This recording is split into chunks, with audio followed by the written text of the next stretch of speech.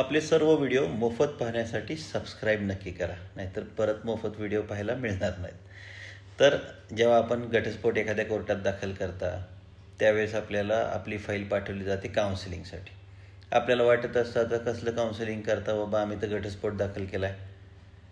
त्यावेळेस तुम्हाला वाटत असतं की यामध्ये 7-8 महिने जाऊ नयेत. अक्षरशः शहरामध्ये कुटुंब न्यायालयामध्ये या गोष्टीसाठी 7-8 महिने वर्ष पण जाताना दिसतंय.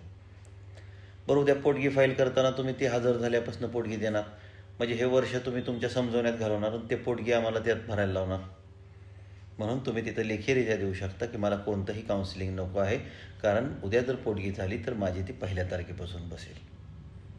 अधिक काउन्सिलिंगला पाठवलंच तर तिथं डायरेक्ट जाऊन सांगू शकता मला करायचं नाही, मी चाललो बाहेर. मग तरी ते काउन्सिलिंग बंद होईल आणि तुमची केस वेळेत सुरुवात होईल. त्यामुळे केस लवकर सुरू होण्यात जास्त भर द्या. लक्षात ठेवा.